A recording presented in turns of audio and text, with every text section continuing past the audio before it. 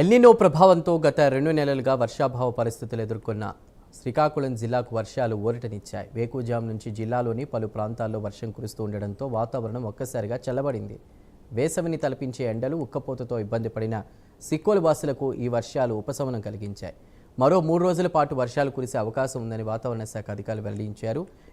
ఇదే అంశంపై మరింత సమాచారాన్ని మా ప్రతినిధి ఎస్ జోగినాయుడు అందిస్తారు.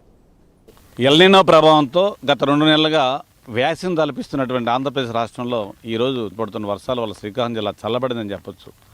ముఖ్యంగా ఈ జిల్లాలో సుమారు 5 లక్షల ఎకరాలు వరి పంట సాగు చేయవలసి ఉండగా ఈ వేళ తీసుకుంటే తాజాగా కేవలం 1,25,000 ఎకరాలు మాత్రమే సాగు చేసినట్లు వ్యవసాయ అధికారులు చెబుతున్నారు.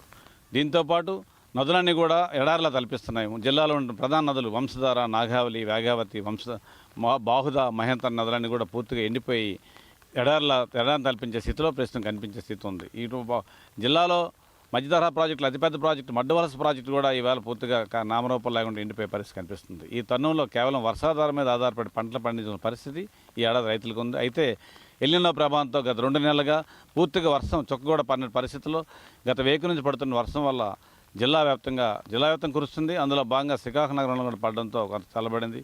ఈ వాతావరణంలో రైతులు ఈ వర్షం ఎంతవరకు అనుకూలిస్తుందో లేదో తెలియదు, కానీ ఈ వర్షం వల్ల ఒక విధంగా చెప్పాలంటే త్రాగునీటి సమస్య, ముఖ్యంగా గోవులకి సంబంధించినటువంటి పశువులకు కానీ వీటికి కానీ సమస్యలు కూడా ఉండేందుకు ఉపయోగపడాలి. ఇదే కంటిన్యూషన్ మరో 3 రోజుల పాటు ఉంటుందని వాతావరణ శాస్త్రాలు చెప్పడంతో శ్రీకాకుళం జిల్లా వాసులు ఎంతో ఆనందిస్తున్నారు. ఇది వెలకట్టలేని వర్షం కూడా చెప్తున్నారు. ఏదేమైనప్పటికీ ఖరీఫ్ సీజన్లో ఎల్నినో ప్రభావం స్పష్టంగా కనిపించింది.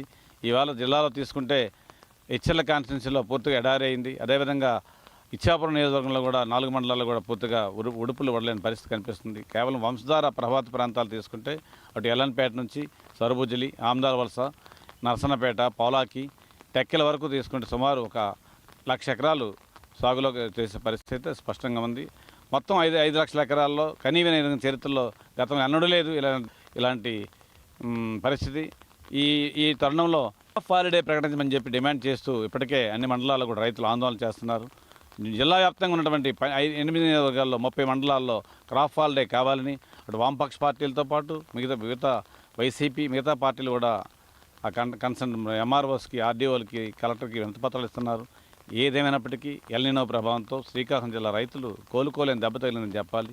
అయితే ప్రత్యామ్నాయంగా ఈ ఏడాది ప్రత్యామ్నాయ ఏర్పాట్లు చేస్తామని రాష్ట్ర ప్రభుత్వం చెప్తున్నప్పటికీ ఇప్పటికే జిల్లాలో ఉన్నటువంటి ప్రతి రైతుకు కూడా ప్రధానమంత్రి ఫసల్ బీమా యోజన కింద ఇన్సూరెన్స్ కట్టేస్తున్నారు. అంటే వరి పంట పండించే రైతులకి ఇది ఎంతో లాభదాయకంగా కనిపిస్తుంది. ఈ ఫసల్ బీమా పథకంలో నిన్న బ్యాంకు అధికారులు తీసుకుంటే సుమారు 2,12,000 మంది చిన్న సన్నకారు రైతులు ఈ పంట బీమా కూడా కట్టారు. ఏదేమైనప్పటికీ వర్షాలు లేకపోవడం వల్ల శ్రీకాకుళం జిల్లా రైతులు పడేటటువంటి పాటలు నరకయాతన చెప్పాలి. ఇట్లాంటి తరుణంలో ఈరోజు తెల్లవారుజామున కురుస్తున్న వర్షం వల్ల కొంతవరకు ఉపశమనం కలిగిందని చెప్పొచ్చు. Joginaidu, prime 9 news, Srikakulam. Cameraman దుర్గాప్రసాద్తో.